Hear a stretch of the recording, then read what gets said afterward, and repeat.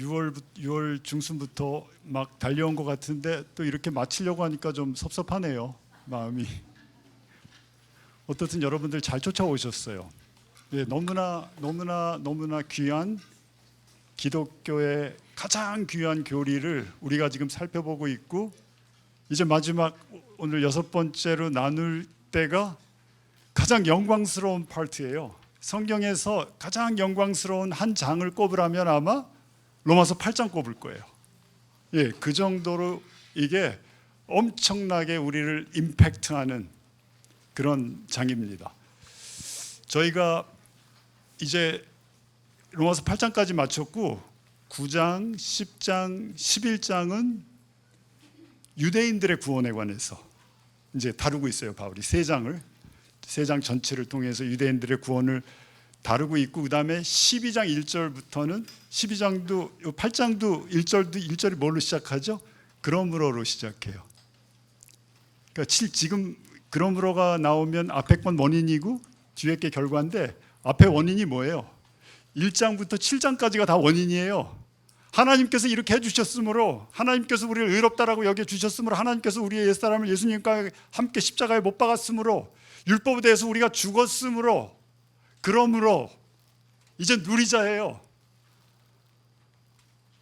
로마서도 이제 11장이 끝나고 12장부터 시작할 때 그러므로라고 시작해요. 그러므로 내가 하나님의 모든 자비하심으로 너희를 권하노니 너희 몸을 하나님이 기뻐하시는 산제사로 드려라. 거기서는 뭐예요? 1장부터 11장까지가 전체가 원인이에요. 그리고 그러므로가 결과인데 12장부터 16장까지는 적용이에요. 어떻게 우리가 살 것인가? 이런 엄청난 것을 깨닫고 이런 엄청난 것을 우리가 받은 우리가, 그럼 우리의 삶을 이 세상에서 어떻게 살아갈 것인가가 12장부터 16장까지 나와 있어요. 그런데 문제가 있는데 뭐냐면, 자꾸 우리가 1장부터 8장까지는 좀 이렇게 약간 무시하고요, 이렇게 살아라 12장부터 16장까지를 거기를 막 포커스해서 강조하면 어떻게 될 것 같아요? 율법주의 되잖아요. 12장부터 16장까지는 뭐죠? 우리가 이렇게 엄청나게 하나님으로부터 은혜를 받았으니까, 우리가 이런 사람으로 변했으니까, 하나님이 우리를 이렇게 여겨주셨으니까 이제 우리가 살 수 있는 거예요. 그러니까 어디를 더 강조해야 돼요? 그러니까 바울의 서신서들은 대부분 그렇게 돼 있어요. 에베소서도 1장부터 3장까지는 교리적인 부분 나와 있고 4장부터 6장까지는 적용적인 부분 나와 있고, 예, 교리를 우리가 확실히 깨닫고 이해하고 알게 되고 그 위에 우뚝 서고 여기에 너무너무 확신을, 이제 우리의 뿌리를 딱 받고 일어섰을 때 우리는 우리의 거룩한 삶, 말씀이 얘기하는 그런 삶을 살아갈 수 있는 기초가 마련된 거죠. 흔들리지 않고, 물론 쉐이키하겠죠. 왔다 갔다 오르락내리락 하겠지만 살아갈 수 있는 겁니다. 8장 1절도 그러므로가 시작이 돼요. 그러므로 이제 육신을 쫓지 않고 성령을 따르는 예수 그리스도 안에 있는 사람들에게는 결코 뭐가 없다고 그래요? 정죄함이 없다. 8장 1절 좀 보여주세요. 정죄는 우리가 배웠어요. condemnation인데 정죄가 뭐라고 그랬죠? 심판으로 말미암는 형벌. 엄청난 형벌이 우리 죄인인 우리에게 오는데, 그리스도 예수 안에 있는 사람에게는 정죄함이 없다는 거예요. 너무너무 감사하죠. 이렇게 됐으므로, 하나님께서 이렇게 해주셨으므로, 그것을 믿는, 그 은혜를 값없이 받고 그것을 믿는 우리에게는 이제는 결코 정죄함이 없습니다. 형벌로 말미암는, 심판으로 말미암는 형벌이 우리에게는 없습니다 라고 말씀하고 있는 거예요. 그 정죄가 누구에게 없냐 하면 어디에 있는 사람이요? 예수 그리스도 안에 있는 사람에게는 정죄함이 없다고 말씀하고 있습니다.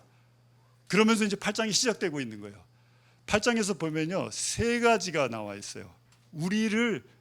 우리가 이제 지금까지 배웠어요. 너무너무 중요한 교리들이 다 나와요. 리뎀 구속이 뭔지, 화해가 뭔지, 또 칭의가 뭔지, 옛사람이 죽은 게 뭔지, 율법에 대해서 죽은 게 뭔지가 쫙 나오는데, 이것을 우리가 누리며 살 수 있게 이렇게 스파크를 붙여주는, 다 알았는데 이것이 내 삶 속에서 막 역사할 수 있게끔 나를 도와주시고 나를 밀어주시고 나보다 앞서가서 살게 해주시는 그 모든 것들이 8장에 나와 있어요. 7장에 어떻게 끝나죠? 우리가 지난주에 얘기했죠.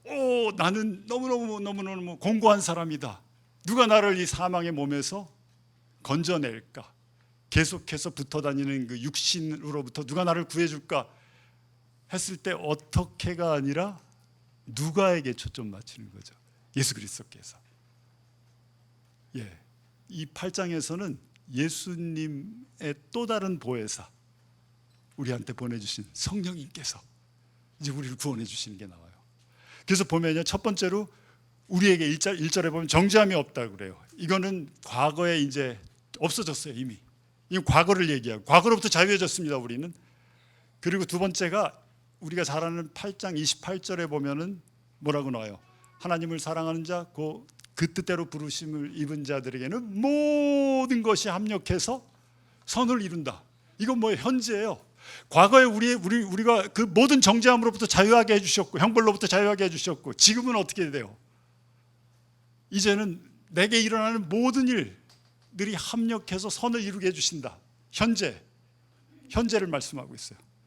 그리고 이제 마지막 8장 마지막 부분에 가면 하나님의 사랑에서 우리를 끊을 자가 없다. 그 어떤 것도, 그 무엇도 하나님이 나를 사랑하는 이 사랑에서 끊을 자가 없다. 뭐예요? 미래. 우리가 뭘 볼 수 있어요? 과거, 현재, 미래를 여기 8장을 통해서 우리가 받은 은혜가, 내가 믿고 있는 예수 그리스도 안에 있는 내가, 나의 삶이 앞으로 죽기 전까지 이 지상에서 계속될 나의 삶이 완벽하게, 시큐어하게, 완전하게 하나님께서 역사해 주신다는 얘기예요. 와, 이거 막 놀랍지 않아요? 내가 아니라 누가, 내 안에 계신 성령님, 내가 아니라 누가, 예수 그리스도께서 막 이게 막 심장이 뛰셔야 돼요. 지금 막 두근두근. 나를 이렇게 완벽하게, 완전하게 나를 구원해 주신 하나님의 그 손길 때문에 이 어마어마한 이 Oh my God, it's fantastic, so amazing 하고 막 나가야 되는 거예요. 어디서 많이 들어보셨죠? 그렇게 지금 8장이 이제 전개가 돼요. 우리가 하나하나 이제 살펴보겠습니다. 결코 정죄함이 없어요. 저는 성경에서 또 아름다운 스토리가 하나가 있는데 요한복음 8장에 가면 그 스토리가 나와요. 예수님이 새벽에 많은 사람들 앞에서 강의하고 계셨어요. 이른 새벽에. 근데 막 성난 유대인들이 간음하다가 현장에서 붙잡힌 여인을 막 끌고 왔어요. 그래서 막 패대기 치고 땅바닥에 돌을 들고 치라고 해요. 사람들이 다 쳐다보고 있고 예수님이 어떻게 반응할지. 나중에 그 글자 끄적끄적 쓰시니까 그걸 본 사람들이 한두 사람씩 돌을 놓고 다 떠나갔어요. 가버렸어요. 그리고 예수님이 그 여인한테 뭐라고 그래요? 너를 정죄하는 자들이 지금 어디 있느냐? 보니까 없어요. 여자는 그 순간 자기는 이제 죽는 줄 알았는데 없어요. 예수님이 그 여자한테 그러면서 뭐라고 그래요? 나도 너를 정죄하지 않으니 가서 더 이상 죄를 짓지 말아라 라고 얘기해요. 나도 너를 정죄하지 않는다. 이 여자가 어떻게 했어요 그때? 만약에 여러분을 그 여자의 입장에 여러분이 들어가 있으면 여자가 어떤 걸 느꼈겠어요? 저분이 나를 바라보시는 눈빛과, 우리 같았으면 어떻게 했겠어요?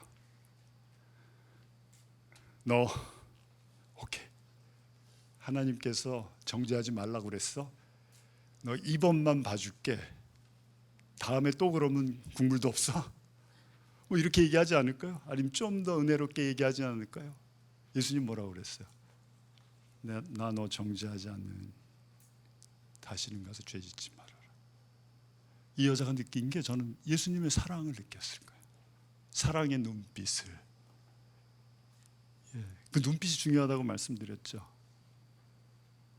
난버벌이 우리 커뮤니케이션의 75%를 차지해요. 말이 아니라 난버벌. 여러분 갑자기 왜 또 이 얘기가 카카오톡 할 때 뭘로 커뮤니케이션해요? 제가 제일 아주 힘든 건데 없는데 저는 이모티콘으로 다 하잖아요. 문자가 아니고. 예수님의 눈빛을 통해서 이 여자가 그 예수님의 사랑을 느꼈을 거예요. 아마 가서 다시는 죄짓지 않았을 거예요. 내 사랑이 너를 죄짓지 않게 해줄 테니까, 내가 너를 다시는 정죄하지 않을 테니까 가서 더 이상 죄짓지 마. 내가 너 이렇게 무조건적으로 받아주니까 이 사랑이 너를 죄짓지 않게 해줄 거야 라고 예수님이 말씀하시는 것을 이 여자가 느꼈을 거예요. 어떤 사람들이 예수님한테 초점 안 맞추고 자꾸 그 여자한테 초점 맞춰요. 이 여자가 죄 졌을까 안 졌을까, 또 뭐 이거 따지고 있어요. 아니, 그거 따지면 안 돼. 그건 중요한 게 하나도 아니에요. 결코 정죄함이 없다고 그랬어요. 그리고 누구에게 정죄함이 없냐면 그리스도 예수 안에 있는 자, in Christ, 예수 안에 있는 자. 그 예수 안에 있다는 게, 이런 우리가 어디서 이제 구약의 신약의 교리는 어디서 찾을 수 있다고요? 구약의 스토리에서. 구약의 스토리가 신약의 원리와 영적 교리들을 설명해 주고 있어요. 여러분 잘 아는 노아의 방주. 노아가 방주 짓고 있을 때 하나님이 창세기 6장 14절에서 이렇게 말씀하십니다. 노아에게 너는 잣나무로 너를 위하여 방주를 짓되 그 안에 방들을 만들고 역청으로 그 안과 박을 칠하라고 그랬어요. 역청이 뭐죠? 우리로 얘기하면 저거죠. 콜타르. 여기 저 도로 포장하는 게 역청이잖아요. 그 맞죠? 역청이 그거예요. 그걸로 안과 박을 방수하라 이거예요. 그 나무 사이마다 다 칠해가지고. 근데 역청이 히브리 말로 뭐냐면 코페르예요. 코페르. 이 코페르의 문자적 의미가 몸값이에요. 몸값, 속전. 어떤 범인이 아기를 납치하고 나한테 몸값을 주십시오 할 때 그 몸값이에요. 코페르가. 역청이. 뭐가 생각나세요? 리뎀션, 구속이 생각나지 않아요? 예수님이 우리를 세상으로부터, 사탄으로부터 사올 때 우리의 뭘 지불하셨어요? 몸값을 지불하지 않으셨나요? 우리의 몸값. 그 몸값이 뭐죠? 죽음이에요. 예수님의 피로, 십자가에서 예수님의 피로 우리의 몸값을 지불하고 사오셨어요. 그래서 막 홍수가 터지고 40일 동안 막 비가 쏟아지고 배가 떠올라서 1년 동안, 거의 1년 동안 떠다니다가 안착할 때까지, 물이 빠지고 땅에 앉을 때까지 노아 부부와 그 아들 셋과 그 며느리들은 방주 안에서 안전했어요. 구원받았어요. 그 역청이 예수님의 피를 상징하고 있어요. 그리스도 안이 어디예요? 방주 안이에요. 그 안이 안전해요. 이 세상의 모든 풍파와 이 세상의 모든 어려운 것들과, 요즘도 풍파 많이 몰려오잖아요. 저는 요즘 괜히 일본 카레에서 그냥 지금 더 풍파가 있는 것 같아요. 그냥 기도하고 있어요. 주님, 이 풍파를 좀 잘 지나가게 해주십시오. 지금 이게 보통 이게 오래 걸릴 것 같은데, 주님, 이 쉽게 끝날 것 같지 않은데, 조짐이 이 풍파를 잘 지나가게 해주십시오 라고 기도하고 있어요. 이 풍파가 오는 것으로부터 우리를 지켜주는 게 뭐예요? 예수 그리스도의 피가, 그 보혈이, 그 역청이 우리를 지켜주고 있어요. 방주 안에서 우리를 보호해주고 있어요. 우리가 구원받는 거예요. 방주 안에 있으면. 그리스도 안에 있는 사람에게는 결단코 정죄함이 없나니. 왜요? 예수님이 그 정죄를, 형벌을 우리 대신 다 받으셨기 때문에. 저는 그래요. 조금 아까 얘기한 요한복음 8장에서 그 어떤 사람도 우리가 그 여자한테 이렇게 얘기할 수가, 그렇게 내가 너를 정죄하지 않겠다라고 예수님이 말씀하실 때 그 의미가 뭐 우리가 얘기하는 거하고 예수님이 얘기하는 건 달라요. 예수님이 그 얘기를 여자한테 할 때는 어떤 의미로 하셨을 것 같아요? 좀 더 생각해 보면, 야, 이 친구들이 돌 갖고 너는 죽었어야 되는데, 예? 근데 그것도 약간 정당하지 않아요, 그 재판이. 왜냐하면 남자도 붙들어와서 죽이는 거거든요. 근데 이 바리새인들이 남자는 안 데려왔어요. 현장에서 붙잡혀서 남자도 데려와야 되잖아요. 그러니까 정당하지 않죠. 정의롭지 못하죠. 요즘 같죠. 그 돌을 누가 맞는 거죠? 그 여자가 맞을 돌을 예수님이 앞으로 얼마 있다가 십자가에서 내가 맞을 테니까 너한테는 정죄함이 없는 거야 라고 말씀하실 수 있는 자격이 예수님한테 있는 거예요. 그 누구보다도 내가 맞을 거야, 그 돌.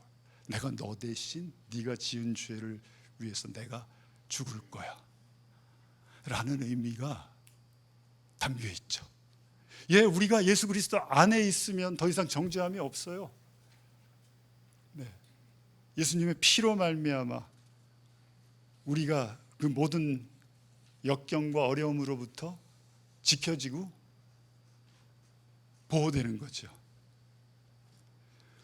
제가 또 그 지난번에 햄버거를 말씀드렸는데, 이번에는 오늘 제가 좀 또 넘어갔어요, 유혹에. 여기 자동차 타고 오다가 차 몰고 오는데 오늘은 이상하게 길이 안 막혀요. 보통 딱 1시간 걸리거든요, 막히면. 부천에서 여기 오는데 오늘 45분, 거의 한 40분 만에 왔어요. 20분 남잖아요, 시간이. 제가 한 4시 반쯤 떠나면 여기 5시 반에 도착하는데 한 5시 10분쯤 도착했더라고요. 그래서 이제 그 어디야, 내방역 쪽으로 쫙 올라오는데 갑자기 그냥 뭐죠? 그 아인슈페너인가요? 여러분 이 얘기 모르시죠? 무슨 방언인지 모르시죠? 아인슈페너. 우리 다윗 전도사가 거기 나를 한번 데려간 거예요, 예배 끝나고. 목사님이 아주 끝내주는 커피 있으니까 그 먹으러 가자고. 태양커피라는 집인데, 거기 스타벅스 옆으로 이렇게 좌회전해서 들어가면 바로 그 골목이거든요. 근데 그 좌회전을 하는 데가 또 차도 안 서 있더라고요. 그래서 1차선으로다가 안 되겠다, 그냥 글로 갔어요. 그리고 좌회전하고 태양커피에 차 세워놓고 안슈페너를 시켰어요. 안슈페너가 뭐냐면 익스프레소에 밀크하고, 거기까지는 좀 이해가 가요. 근데 그 다음에 이제 절대 먹지 말아야 되는 위핑크림이 들어가요. 예. 근데 그게 또 쫙 올라가면 이제 맛이 환상으로 변하잖아요. 그걸 먹었어요, 제가. 숟갈로 떠서 빨대로 빨아서. 왜냐하면 너무 잠이 오고 막 졸린 것 같았는데, 그거 먹으니까 완전히. 여러분 그 머리 잘 안 돌아갈 때 초콜릿 먹으면 맑아지는 거 아세요? 단 게 들어가면. 단 거 데인저. 그게 들어가면 물이 맑아져요. 막 정신이 맑아요. 거기 막 카페인까지 막 들어가니까 너무 좋았는데, 이 나쁜 게, 제가 이제 괜찮아요, 여러분. 제 생각에 제가 이제 거부하는 거죠. 여러분은 괜찮아요, 드셔도. 근데 저 나이 때면 좀 줄이셔야 돼요. 젊을 땐 우리 다윗 전사는 마음껏 먹어도 돼요. 상관없어. 그 위핑크림, 그게 그냥 위에 이렇게 수북히 쌓여 있거든요. 그게 내 안으로 들어가면 어떻게 되죠? 나쁜 게 내 속에 들어가면 안 보여요, 더 이상. 내 속에 있기 때문에 내가 다 가려버려요, 나쁜 거. 우리도 예수님 안에 들어가면 어떻게 돼요? 내가 안 보여, 예수님만 보여. 너무 좋아. 내가 무슨 짓 해도 상관없어. 어떤 죄 져도 상관없어. 괜찮아. 예수님 안에 들어가면 돼. 믿음으로. 그 안에서 행복한 거야. 그 안에서 하나님이 날 그냥 예수님과 같이 보니까, 의롭게 보시니까, 마치 죄 하나만 나도 안 진 것처럼 보시니까 너무 좋은 거야. 그리스도 안. 그리스도 안에 들어오셨나요? 그걸 누리시나요? 그 그리스도 안에 계신 것을. 너무 중요한 것 같아요, 그리스도 안이. 그 안에서다 그냥 모든 게 끝나는 거야. 그리스도 안에서. 그리스도 안에서. 전 지금 여러분과 함께 그리스도 안이 뭐예요? 그리스도 아니면 내가 그리스도 안에 있다는 건 뭐예요? 지금 그리스도가 계신 곳에 내가 있는 거예요. 그렇죠? 예수님 어디 계세요? 하나님 우편에 앉아 계세요. 그럼 내가 어디 있는 거예요? 지금 여러분 여기 앉아 있지만 실질적으로는 어디 있는 거죠? 그리스도 안에 있으면 하나님 우편에 앉아 있는 거예요. 하여튼 뭐 상상의 나라를 펼 수가 있어요. 그리스도 안에서.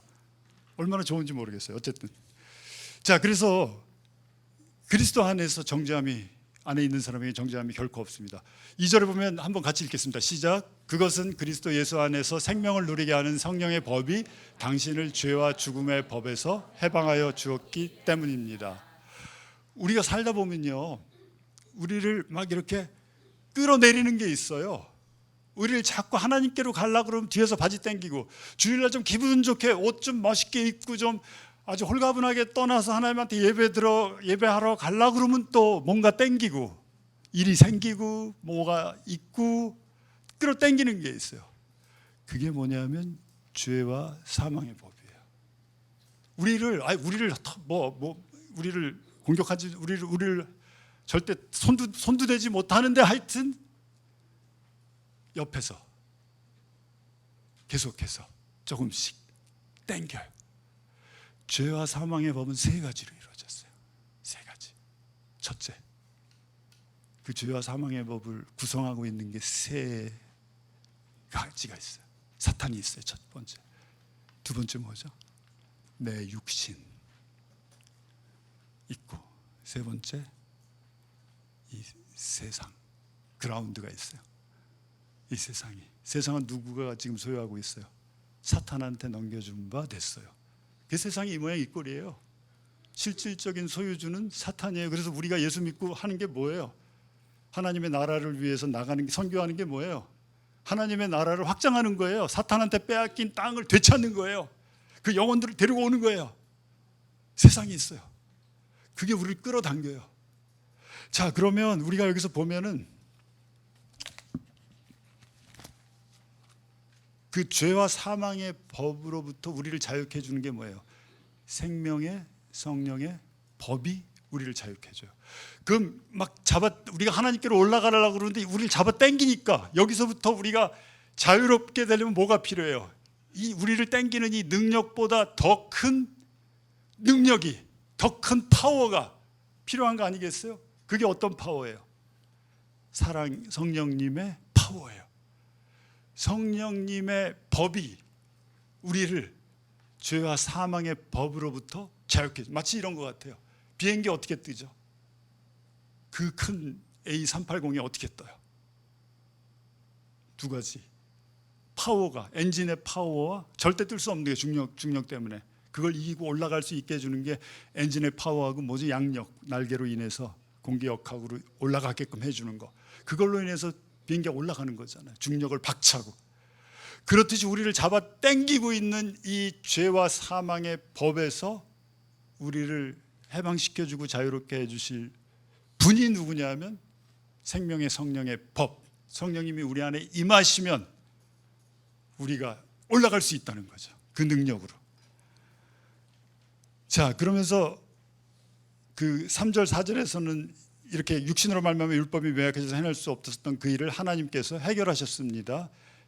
자기 아들을 죄된 육신을 지닌 모습으로 보내셔서 죄를 없게 하시려고 그 육신에다가 죄의 선고를 다 예수님께서 받으셨다는 거예요. 그 이유는 그 육신을 따라 살지 않고 성령을 따라 사는 우리가 율법에 요구하는 바를 이루게 하시려는 것입니다. 그 율법에 요구하는 바를 이루게 하는 게 누구냐면, 우리가 성령님 쫓아갈 때 내가 아니라 내 안에 계신 하나님의 영, 내 안에 계신, 내 안에 살아가신 예수 그리스도께서 율법의 요구를 다 이루셨기 때문에 그분을 따라가면 우리가 마치 뭐와 같은 거예요? 율법의 요구를 이루어가는 것처럼 우리가 된다는 얘기예요. 내가 아니라 not me but Christ. 내가 아니라 예수님이 이루어 주시기 때문에. 그러면서 여기서 보면 계속해서 육신을 따라가는 사람과 성령을 따라가는 사람의 그 차이점이 쭉 나오고 있어요. 육신을 따라가는 사람은 육에 속한 것 생각하고, 성령 따라가는 사람은 성령에 속한 것 생각하고, 육신에 속한 생각은 죽음이고 성령에 속한 생각은 생명과 평화고, 육신에 속한 생각은 하나님께 품는 적대감과 또 불복종과 하나님을 기쁘게 해드릴 수 없지만, 하나님의 영이 여러분 안에 살아있으면 여러분은 육신에 있지 않고 성령 안에 있는 것입니다 라고 비교하면서 말씀하고 있습니다. 그리고 10절에 보면 또한 그리스도께서 여러분 안에 살아계시면 여러분의 몸은 죄 때문에 죽은 것이지만 영은 의 때문에 생명을 얻습니다. 예수를 죽은 사람들 가운데서 살리신 분의 영이 여러분 안에 살아계시면 그리스도를 죽은 사람들 가운데서 살리신 분께서 여러분 안에 계신 자기의 영으로 여러분의 죽을 몸도 살리실 것입니다. 여기서 무엇까지도 살려준다고 그래요. 하나 더 나가서 죽을 여러분의 몸까지도 살려주세요. 무엇을 의미하는 거죠? 예수님께서 부활하셨으니까 우리도 또한 예수님이 부활의 첫 열매시니까 여러분과 저는 뭐예요? 그 부활을 쫓아가는 둘째 열매, 셋째 열매, 넷째 열매 쭉 해서 연결되는 부활의 열매. 부활이 뭐예요? 다시 몸이 사는 게 부활이에요. 여러분 이것도요 굉장히 아주 하나님 우리한테 주시는 엄청난 선물이에요. 몸이 다시 사는 것, 부활하는 것. 신령한 몸으로, 이건 이 몸이 아니에요. 신령한 몸으로 다시 사는 것. 예수님이 부활하셔서 저는 감사한 게 음식을 드셨다는 게 너무 감사해요. 그래서 저는 천국에 가면 예수님이 매일 뱅퀴 테이블을 크게 배설하고 우리 다 초대할 거예요. 여기 앉아서 같이 먹을래? 하우스 오브 갓, 하나님의 집은 뭐예요? 집은 뭐예요? 여러분 집하면 생각나는 게 뭐죠? 식탁교제죠. 요즘 우리 많이 잃어버리고 있지만 워낙들 바빠서 식탁교제, 같이 밥 한 끼 먹는 게 얼마나 아름다운 교제예요. 몸이 부활하게 해주신다는 약속이 있는 거예요. 죽을 몸도 살리실 것입니다. 그러면서 여기서 우리가 12, 13절 우리가 한번 같이 읽어볼까요? 12, 13절 읽겠습니다. 시작. 그러므로 형제자매 여러분, 우리는 빛을 지고 사는 사람들이지만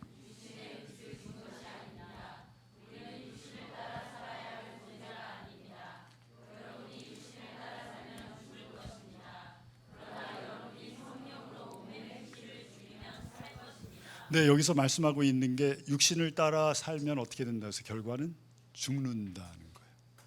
성령을 따라 살면 여러분 성령으로 몸의 행실을 죽이면 우리가 살 것입니다 라고 얘기해요. 그럼 어떻게 우리가 살 수 있냐 하면 성령으로 몸의 행실을 죽여야 돼요.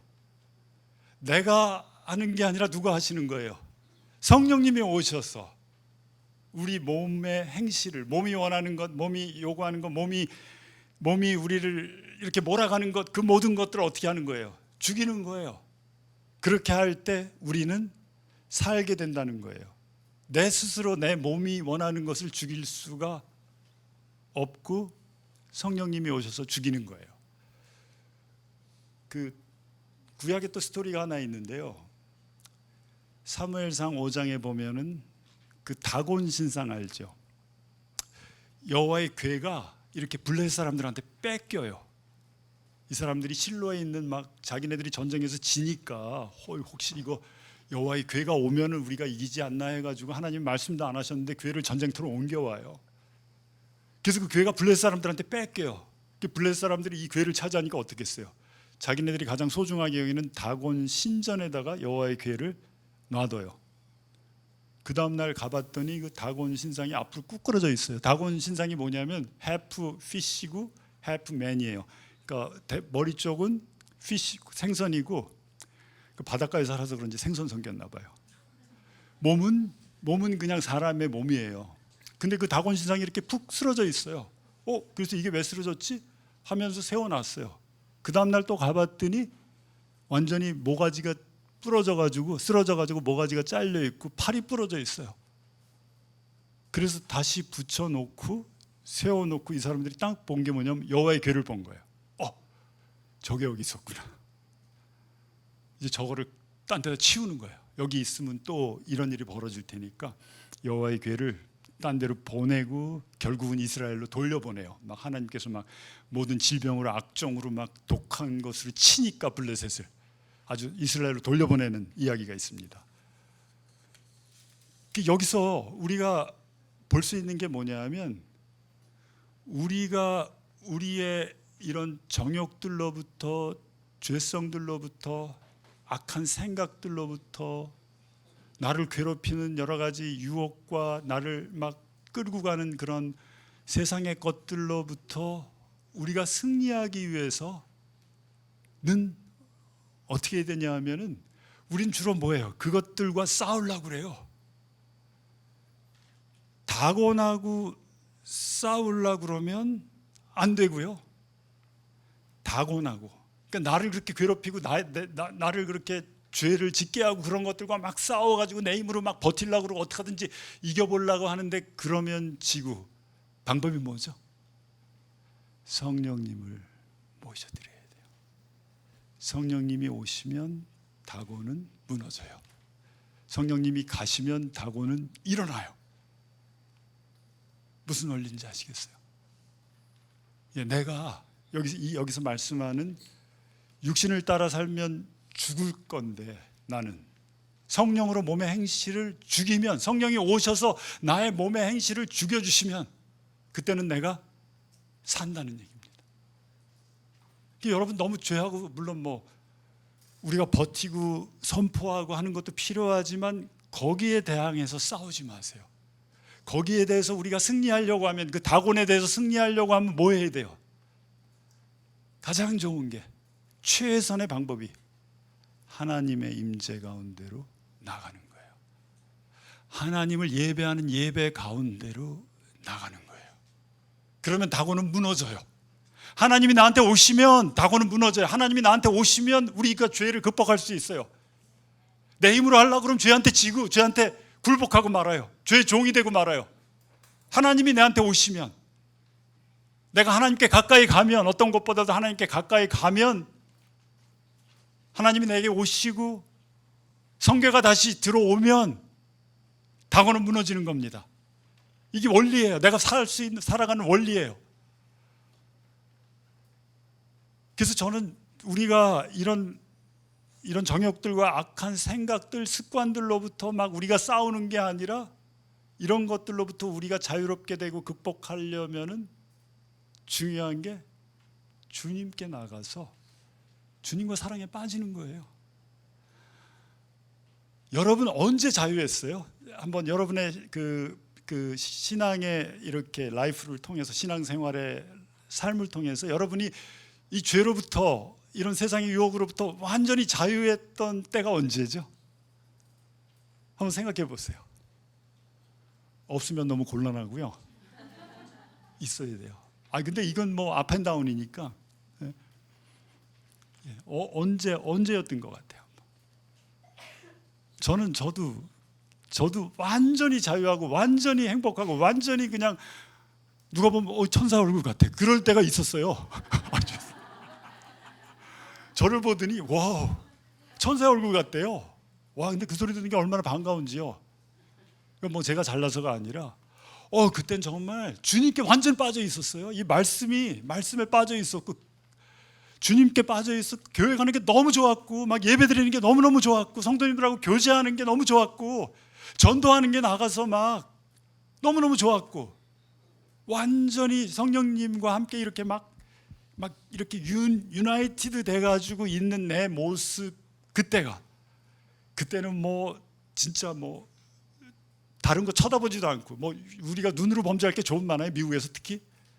완전하게 자유롭게 그런 죄악들로부터 나를 지킬 수 있던 게 뭐냐 하면 예수님과 사랑에 빠져 있을 때, 그때예요.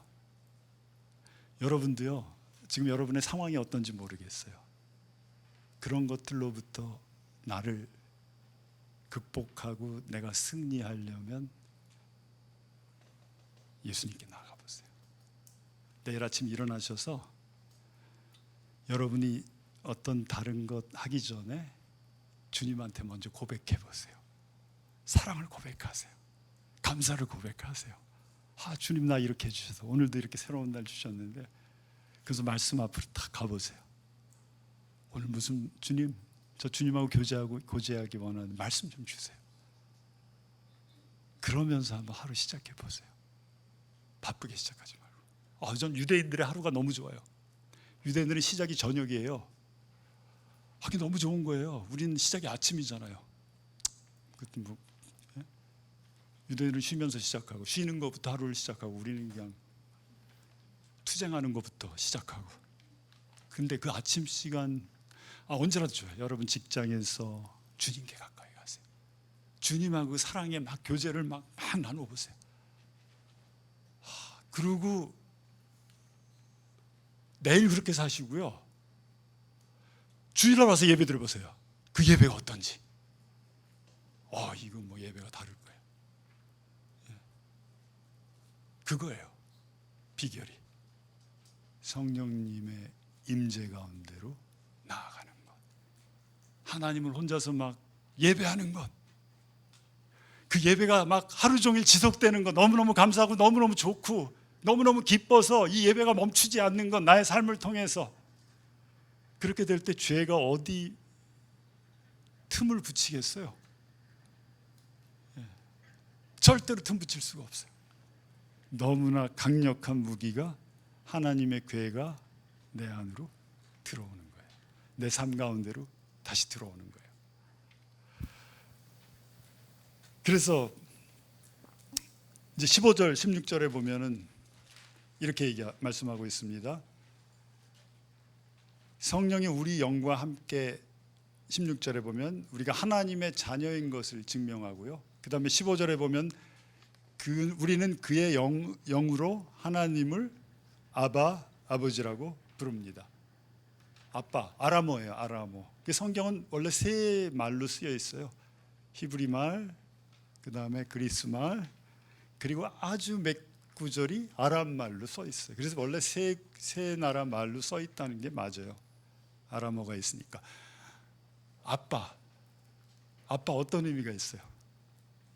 제 나이 때 되신 분들이 아빠 그러면 좀 거북하실 텐데. 아빠, 하나님 아빠라고 누가 이렇게 우리를 부르게 해주신다고요? 성령님이 오시면 그 영이 우리로 하여금 하나님을 아빠, 아버지라고 부르게 해주신다는 거예요.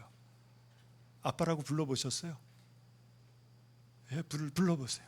아빠 그럼 뭐가 느껴지죠? 너무 친밀한 것 같아요. 저는 아버지하고 관계가 원수지간으로 자라가지고요, 하나님 아버지라고 그러는 것도 싫었어요. 그냥 하나님 그러면 좋았어요. 근데 하나님 아버지 그러면 싫었어요. 아빠 그러면 이건 말도 안 돼요. 근데 나중에 성령님이 오시니까 회복이 되면서 아빠, 아버지라고 부를 수가 있어요. 아버지하고, 그래서 저는 인생을 통해서 가장 부러운 사람이 누구냐면 아버지하고 사이가 좋은 사람들, 아주 가물에 콩나듯이 보거든요. 대부분 사이가 나빠요, 아버지하고는. 근데 그런 사람 보면 되게 부러워요. 너무 저 사람은 얼마나 좋은 시절을 보냈을까, 아버지하고 사이. 근데 그런 사람 보면 또 엄마랑 사이가 나쁘더라고요. 이게 완벽할 수가 없는 것 같아요. 어쨌든 아빠, 아버지라고 성령이 우리로 하여금 그렇게 부르게 해주신다는 것을 볼 수가 있습니다. 그러면서 우리가 하나님의 아들이라고 성령님이 우리를 자녀라고 증거해 주시고, 또 그러면서 우리가 하나님의 영광 가운데로 나가게 해줄 뿐더러 고난 가운데 이제 고난을 통과하게 해주신다는 것을 우리가 여기서 말씀하고 있습니다.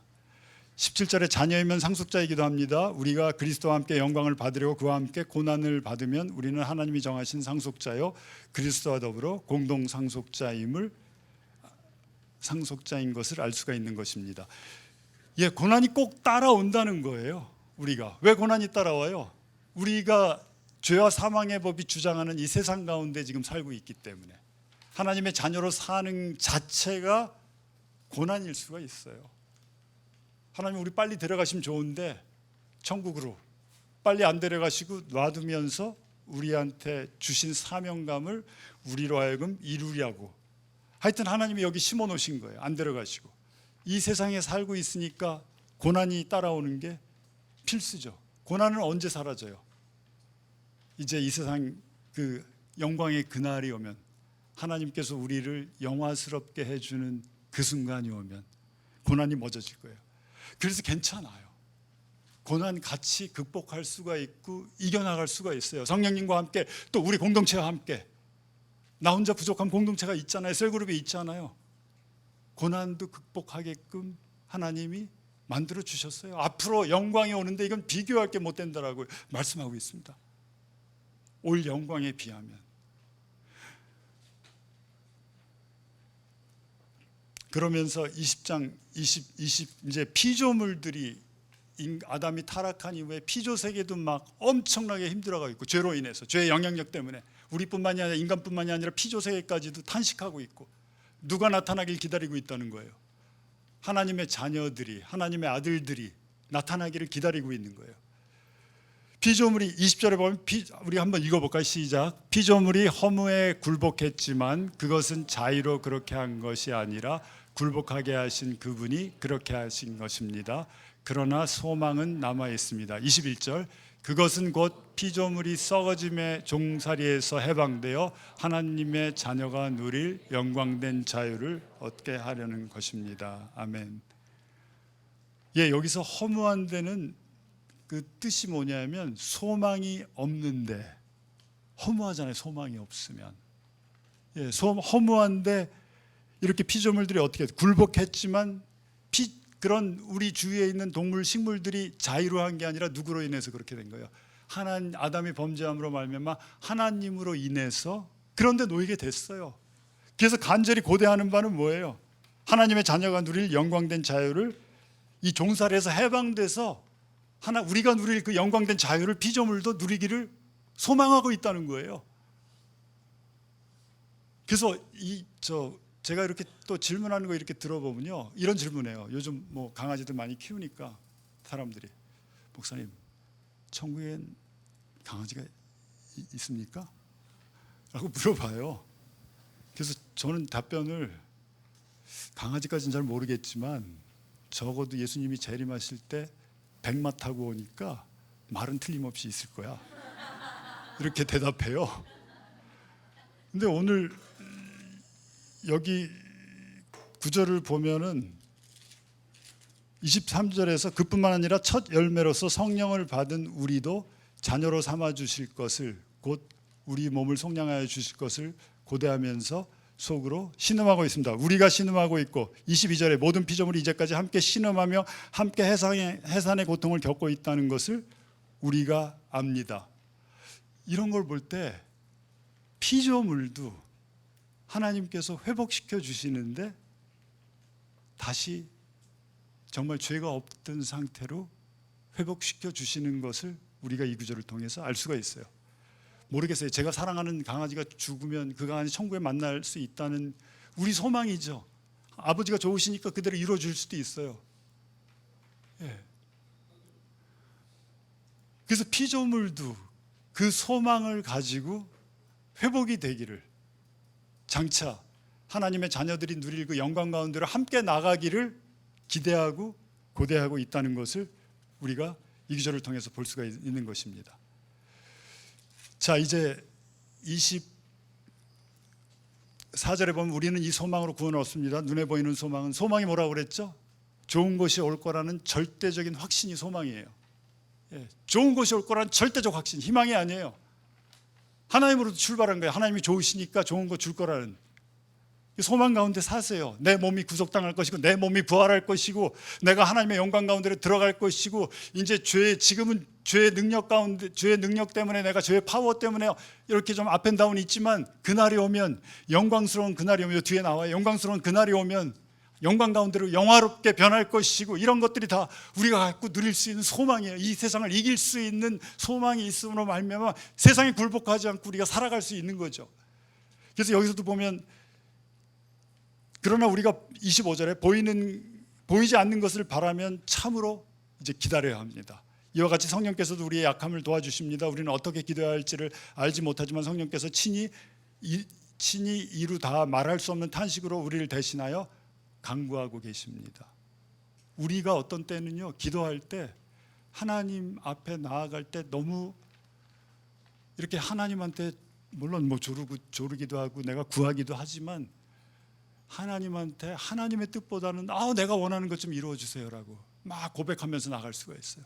그래도 괜찮아요. 근데 그렇게 하면 어떻게 돼요? 기도 응답이 좀 늦어지겠죠. 아니면 하나님께서 You gotta be kidding. 너 나한테 혹시 농담하는 거 아니야? 그거 달라고? No, 안 돼. 절대 안 해줄 거예요. 그건 너한테 위험한 거야. 너한테 좋지 않은 거야. 네가 나를 떠나가는 거야. 네가 원하는 거 이루면 네 육신이 원하는 거 쫓아가면 나는 네가 더 소중해. 이러면서 응답 안 해줄 수도 있어요. 하나님의 뜻이 뭔지 모르고 우리가 기도하려면 어떻게 해야 돼요? 하나님의 뜻대로 기도하면 되는데 하나님의 뜻이 뭔지 모르잖아요. 우리가 어떤 때. 근데 그것을 누가 해준다고요? 성령님께서 우리를 위해서 하나님의 뜻대로 강구해 주신다고 그랬어요. 하나님은 우리 사랑이시기 때문에 사랑은 뭐예요? 최선을 주세요. 사랑하기 때문에 내가 원하는 게 아니라 하나님이 생각하고 있는 최고의 것을 나한테 주시는 거예요. 그걸 소망이에요. 그게 믿음이에요. 하나님이 그런 걸 주시는 분이라는 걸. 그러니까 내가 기도가 응답이 안 되고 응답이 늦어져도 우리가 참고 기다릴 수가 있어요. 왜? 내가 원하는 게 최선이 아닐 수 있으니까. 그런 하나님이세요. 얼마나 좋으신지요. 그러면서 27절에 사람의 마음을 꿰뚫어 보시는 하나님께서 성령의 생각이 어떠한지를 아십니다. 성령께서 하나님의 뜻을 따라 성도를 대신하여 간구하시기 때문입니다.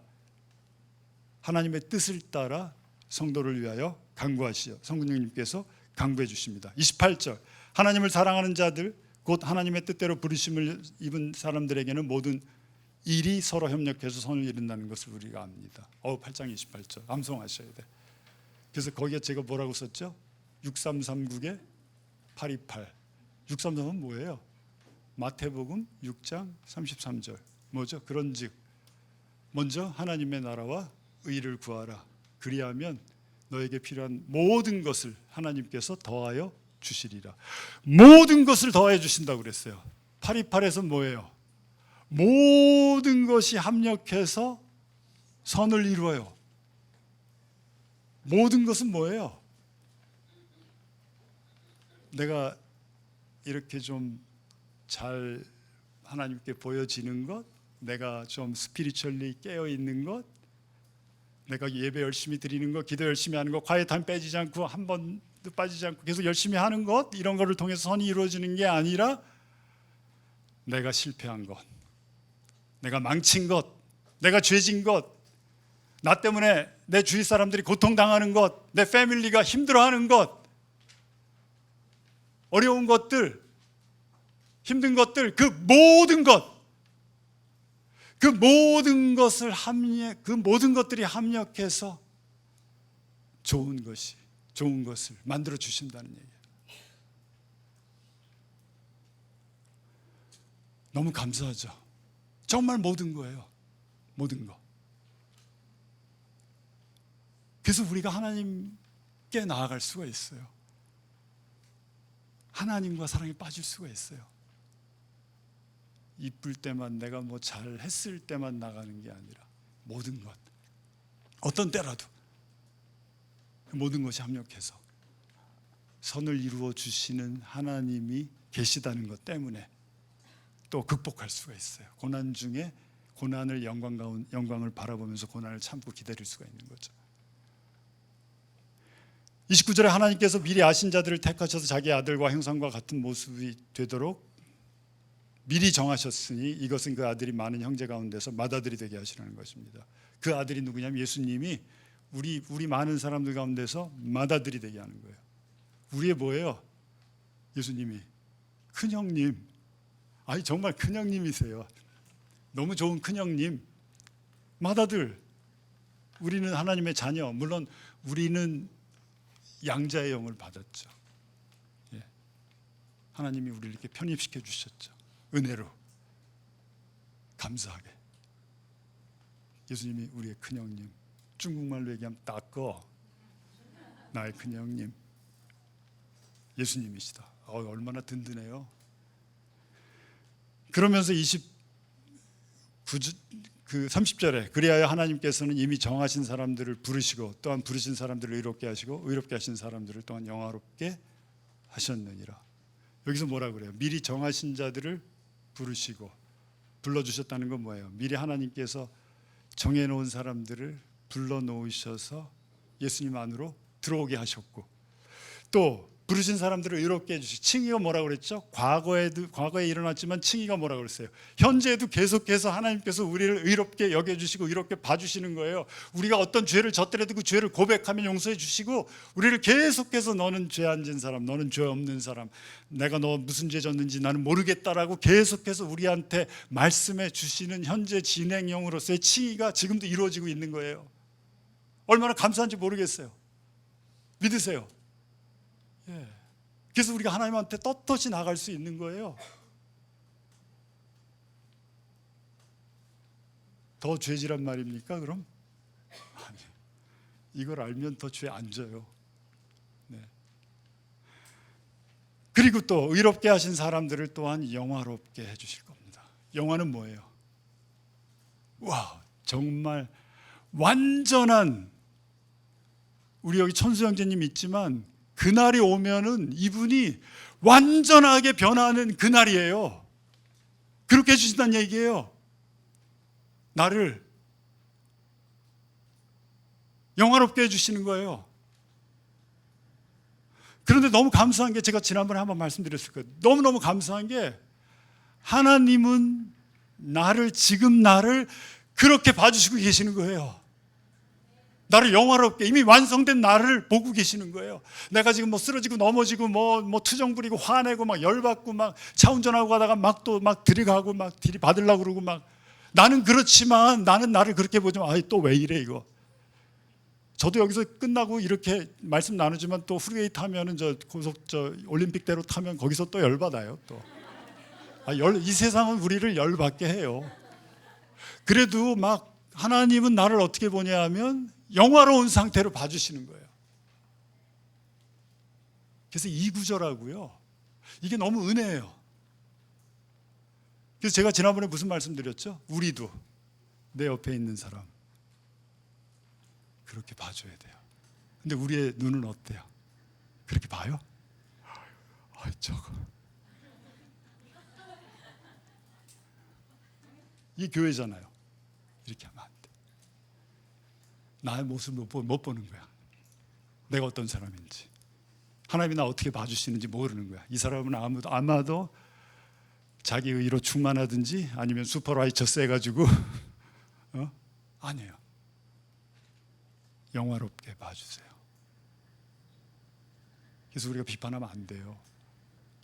우리도 그 눈으로 봐줘야 돼. 그리고 정말로 비판하고 싶다, 아니 정말로 얘기하고 싶다면, 이건 도저히 안 되겠어. 뭐 아무리 영화스럽게 봐주려고 그래도 이제 도저히 계속해서 반복되고 힘들게 하니까 영화롭게 못 봐주겠어 하면은 찾아가서 그 사람의 먼지를 내가 떨어줘야 돼요. 먼지 어떻게 떨죠? 내가 먼지 어떻게 떨어요?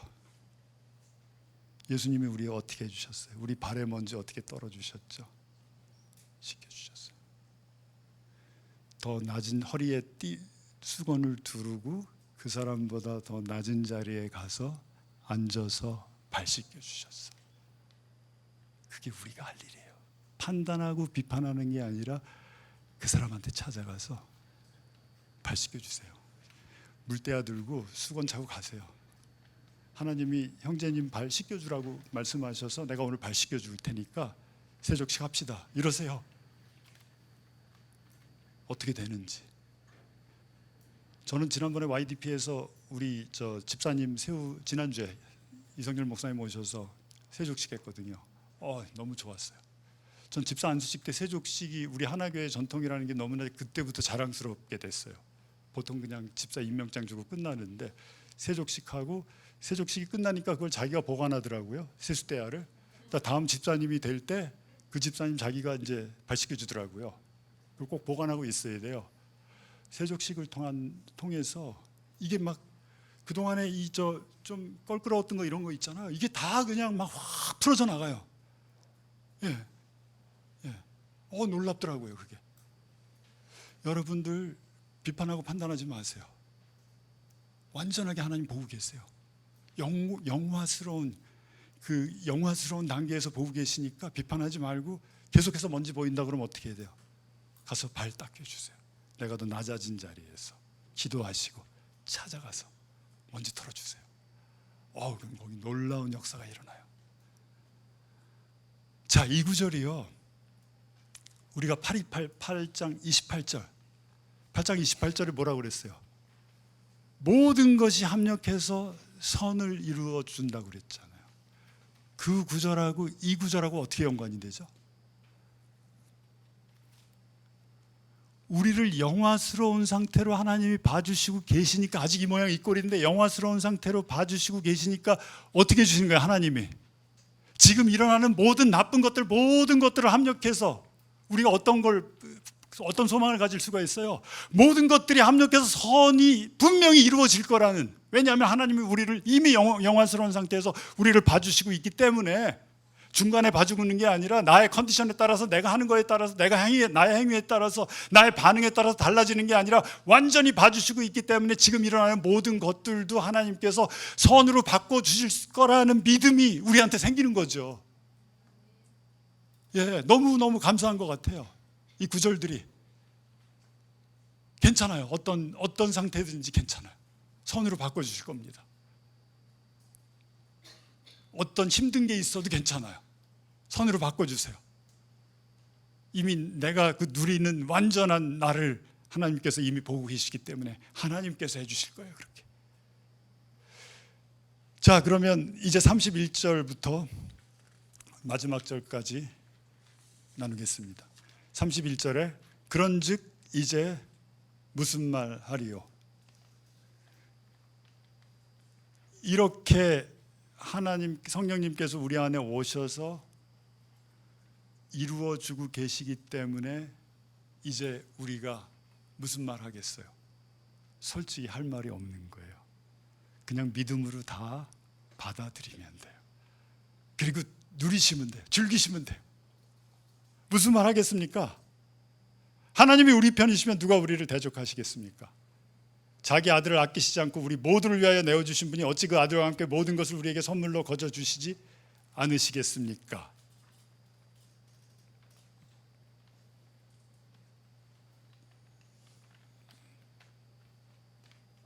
그리고 하나님이 택하신 사람들을 누가 감히 고발하겠습니까? 고소하겠습니까? 그 어떤 사람도 우리를 대적할 수가 없고, 그 어떤 사람도 우리를 이제는 고소할 수가 없어요. 하나님께서 이미 우리를 영화스럽게 해주셨기 때문에 우리가 이것을 믿고 알고 즐기고 우리가 그것을 이렇게 우리 삶에서 그 모습으로 살아간다면, 물론 부족하지만 절대로 우리를 고소할 사람도 없고 우리를 대적할 사람도 없다는 거예요. 누가 감히 우리를 정죄하겠습니까? 그리스도 안에 있는 사람에게는 결단코 정죄함이 없다라고 말씀하셔서,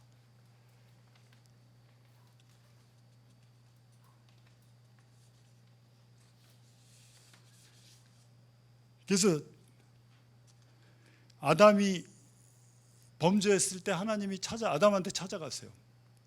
찾아가셔서 너 왜 그렇게 행동했지? 너 왜 또 내가 하지 말라는 거 했지? 그렇게 얘기하지 않으셨어요. 그냥 뭐라고 말씀하셨어요? 아담아, 내가 어디 있느냐? 라고 찾아가셔서 말했더니 아담이 먼저 그냥 핑계대고 변명해요.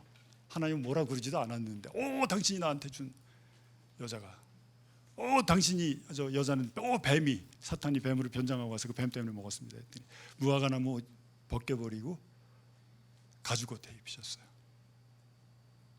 예, 수치감이 드러나고 죄의식이 드러나니까. 아담이 무슨 옷 입고 있었을 것 같아요?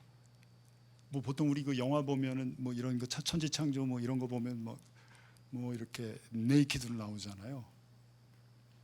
근데 네이키드가 아닐 것 같아요. 저는 우리가 이제 부활하면 우리가 무슨 옷 입을 것 같아요? 부활하면 빛의 옷을 주실 거예요. 이 하나님하고 같이 있으면 빛나게 돼요. 아담도 우리가 모세가 40일 동안 하나님하고 같이 있었는데 사람들이 어떻게 했어요? 막 수건을 막 칭칭하고 너무 빛나. 얼굴 못 쳐다보겠어 우리가. 막 수건으로 감았어요. 아담은 어땠을 것 같아요? 완전히 빛의 옷을 입고 있었어요. 죄를 지니까 어떻게 돼요? 빛의 옷이 없어져요. 그게 가리는 거예요. 수치스러우니까 이제 가려버렸어요.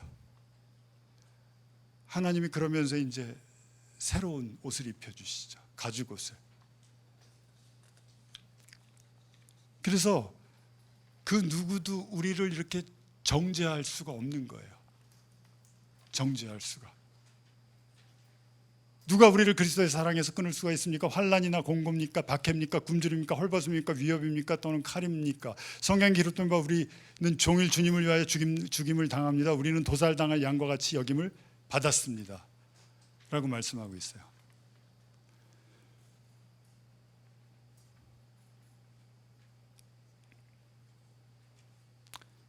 우리가 여기서 보면은 우리가 뭐라고 비유하고 있죠? 양과 같다고 그랬어요.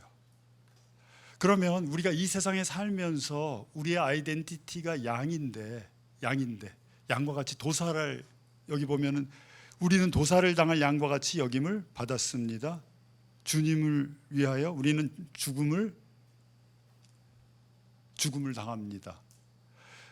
왜 우리가 환난 당하고 곤고, 핍박, 기근, 여기 박해, 굶주림, 헐벗음, 위협입니까?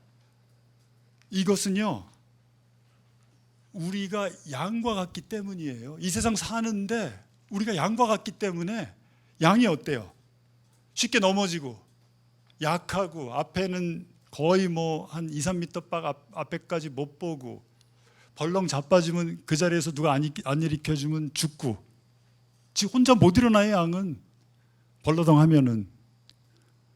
그렇게 연약한 양이기 때문에 우리가 이 세상에서는 살아갈 수가 없고, 환난당하고 공고당하고 핍박당하고 기근당하고 그런 위험에도 처하고, 우리가 그런 동물인데 우리의 아이덴티티를 어떤 때는 이렇게 표현하지 않나요? 너무 강한 사람으로요. 그러니까 이런 거죠. 만약에 우리가 연약한데 우리는 누구로 인해서 살 수가 있어요? 예수님으로 인해서 살 수가 있어요. 예수님이 오셔야 살 수가 있는 그런 존재인데, 예수님 없이도 우리를 강하게 보이려고 하진 않나요? 우리가 혹시 양이 어떤 거예요? 양이 너무 약한 거예요. 여러분들 뭐 저런 거, 양을 뭐 마스코트로 쓰는 거 못 봤잖아요. 삼성 뭐 라이온즈가 아니라 삼성 램즈 이런 거 없죠. 뭐 해병대 마스코트가 양이 될 수 없잖아요. 우린 연약한 존재예요. 예. 그래서 우리는 그렇게 해야 돼요. 우리가 스스로 강해져서 우리가 갑옷 입고 우리가 뭐 교회가 뭐 철벽 갖고 막 우리 힘으로 막 하고 이러는 게 아니라, 우리는 연약한 존재이지만 예수님께서 우리의 목자가 되시고, 예수님께서 우리를 지켜주시고, 예수님께서 우리와 함께 하시고, 예수님께서 우리를 위해 주시고, 예수님께서 우리를 영화스럽게 봐주시기 때문에 우리가 이런 환난과 공고나 핍박이나 기근이나 넘어짐이나 쓰러짐에서 우리가 그렇게 되지 않고 나아갈 수가 있는 거예요. 예. 우리가 강해서가 아니에요. 우리 교회가 강해서가 아니에요. 예수님이 강하신 거예요. 예수님이 위대하신 거예요. 세상에 있는 자보다 우리 안에 있는 자가 더 강하다라고 요한일서에서 말씀하고 있어요. 예. 우린 양이에요. 얼마나 이게 참 감사해요. 예. 여러분 너무 강해지려고 하지 마세요. 그러면 얼굴만 사나워져요. 마초맨처럼. 양이에요. 우린 양. 다른 사람들이 절대 쓰지 않는 하나님의 양떼들이에요. 그 아이덴티티가 분명히 있어야 돼요. 그래서 너무 정치적인데 뛰어들지 마세요. 괜히 열받아가지고요. 뭐 요즘 또 막 더 열받잖아요. 우리. 아유, 힘들어 죽겠는데. 그런데 너무 관여하지 마세요. 뭐 태극기 부대 뭐 이런 거 괜히 뭐 기독교인들이 나가면 안 돼요. 우린 양이에요, 양. 그래서 우리는 절대로 이길 수 없지만 예수님으로 말미암아 이길 수 있는 거예요. 그 어떤 것으로부터. 그리고 37절에 이렇게 합니다. 그러나 우리는 이 모든 일에서 우리를 사랑하여 주신 그분을 힘입어서 이기고도 남습니다. 어떻게 이기는 게 아니라, 무엇으로 이기는 게 아니라 누구로 인해서 이기게 됩니까? 예수 그리스도로 말미암아 이기게 되는 거예요. 어떻게 승리하는지, 어떻게 넉넉히 이기는지 제가 이제 구약에 있는 구절 한 구절 들고 이제 마치겠습니다. 다니엘과 세 친구들, 사드락, 메삭, 아벳느고, 느부갓네살이 엄청난 금신상을 하나 세워놓고 여기 절하지 않으면 내가 불풀무에 던져버릴 거다, 다 불에 태워 죽여버릴 거다 라고 공포했는데, 그 이간지라는 친구가 와서 느부갓네살한테 저 세 친구 지금 그 바벨론의 총리가 돼 있는데 저 사람들 지금 각 도를 다스리고 있는데, 도를, 그러니까 우리말로 얘기하면 도지사가 돼 있는데 저 사람들 절하지 않습니다. 불렀어요. 너희 절할 거야? 안 할 겁니다. 풀무불에 집어넣을 때도 풀무불에 집어넣으면 우리 하나님께서 우리를 구해 주실 겁니다. 그렇게 아니하실지라도 우리는 저 금신상에게 절대로 전하지 않겠나이다. 느부갓네살 왕이 완전히 열받았어요. 열받아가지고 풀물을 막 7배나 뜨겁게 해라 해서 그 사람 세 사람을 쫙 집어넣어요. 얼마나 뜨거웠든지 그 불문 앞에서 끌고 간 사람이 불에 타 죽었어요. 그래서 그 안에 집어넣고 있는데 안을 들여다보니까 네 번째 사람이 보여요. 인자 같은 이가 그들과 함께 있었어요. 연약하고 양같고 힘도 없고 파워도 없지만 하나님을 신실하게 믿고 쫓아갔던 사람들 가운데 예수님이 함께 그 고통받는 자리에 고난만 당하는 그 강렬한 불 속에 예수님이 함께 계심으로 말미암아 어떻게 됐어요? 머리카락 하나 타지 않고 나오게 됩니다. 얼만큼 이겨요? 넉넉히. 누구로 말미암아? 예수 그리스도로 말미암아 넉넉히 이기게 돼요. 너무 감사한 거예요. 넉넉히 이겨요. 그분과 함께하면, 그분께 가까이 가면, 내가 하는 게 아니라 그분께 맡기면, 그분이 나한테 오시면. 그리고 이제 39절에 뭐라고 그래요? 38절에 나는 확신합니다. 아주 확신한다고 그래요. 죽음도 삶도 천사들도 권세자들도 현재일도 장래일도 능력도 높음도 기쁨도 그 밖에 어떤 피조물도 우리를 우리 주 예수 그리스도 안에 있는 하나님의 사랑에서 끊을 수가 없습니다. 완전한 시큐리티예요. 너무 확신하는 거예요.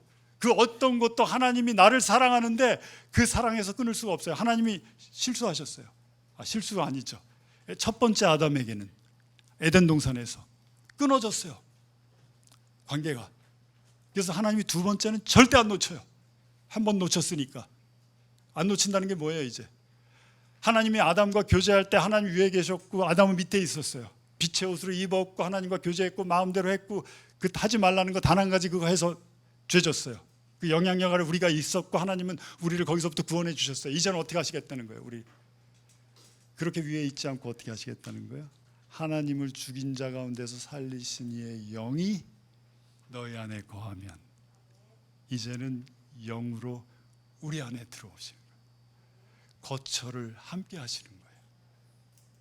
너희가 거처를 함께 하면 이제 그 어느 것도 우리를 하나님의 사랑에서 끊을 수가 없다. 내가 놓쳐도 어떻게 돼요? 하나님이 내 손목을 붙들고 계세요. 아니 내 안에 계세요. 이게 내 안에 계세요. 내가 그리스도 안에 있고 하나님이 내 안에 계세요. 그러니까 우리는 절대로 시크하고 절대로 그 어떤 것도 우리를 고소할 수 없고 대적할 수 없고 우리를 하나님의 사랑에서 끊을 수가 없다라는 이 확신을 가지고 나아갈 때 정말로 우리들의 삶이 어떻게 펼쳐질지 익사이팅한 거예요. 여러분 이거 붙드시죠? 예, 절대로 끊을 수도 없고 내가 확신합니다. 그리스도 안에서 성령으로 말미암아 그 어떤 것도 그 무엇도 그 누구도 이제는 나를 하나님의 사랑에서 띄어놓을 사람이 띄어놓을 자가 없는 것입니다. 여러분이 그런 존재가 된 거예요. 이제 은혜로 취하세요. 믿음으로 받아들이세요. 소망 가운데 그 하나님이 나를 봐주신다는 것을 소망 가운데 바라보세요. 나를 이렇게 봐주시는구나. 그 마음을 가지고 주님께 가까이 가고 주님과 동행하고 주님을 예배할 때 우리는 세상에 살지만 죄악으로부터 승리하고 넉넉히 예수님으로 말미암아 이기게 될 것입니다. 그게 여러분과 여러분과 저예요. 우리가 그런 존재가 됐다는 것 때문에 우리는 주님을 예배할 수 있는 거예요. 이게 너무 좋은 거예요. 주님 예배한다는 게 이 마음을 가지고 예배하는 거예요. 주님 이렇게 만들어 주셨군요. 나 주님 예배하겠습니다. 주님 찬양하겠습니다. 주님께 기도하겠습니다. 주님의 명령을 이제 지키겠습니다. 라고 나아갈 수 있는 거예요. 왜? 이런 사람으로 만들어 줬기 때문에. 아멘. 기도하시겠습니다.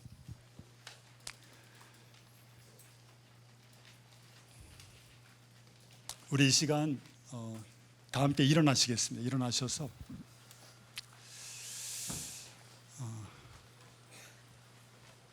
기도하시고 제가 기도하고 찬양하겠습니다. 아버지 하나님, 너무 감사합니다. 지난 6주 동안 하나님께서 로마서 1장부터 8장까지의 말씀을 통해서 우리 각자에게 말씀해 주셨음을 믿습니다. 아버지, 이제 우리가 이 말씀을 믿음으로 취하겠습니다. 하나님께서 우리를 불러주셨고 또 의롭게 여겨주셨고 또 영화롭게 보아주고 계시다는 이 엄청난 사실 때문에 우리가 이제 아버지께 나아갈 수 있습니다. 죄를 이길 수 있습니다. 이 세상을 극복할 수가 있습니다. 어떤 고난이 와도 앞으로 올 영광을 바라보면서 기다리고 참고 나아갈 수가 있습니다. 아버지, 이제 우리는 완전히 다른 사람 됐습니다. 하나님 아버지, 그런 주님이 주신 은혜를 이제 값없이 우리가 믿음으로 취합니다. 이것이 다 우리의 것이 되게 하시고 우리가 누리고 살 수 있는 그런 정말 축복된 삶으로 우리의 삶을 바꿔주시옵소서. 감사합니다. 주님을 예배합니다. 저희들이 드리는 예배와 기도와 찬송을 주님께서 받아주시옵소서. 예수 그리스도의 이름으로 기도합니다. 아멘. 같이 찬양하시면서 나아가시겠습니다.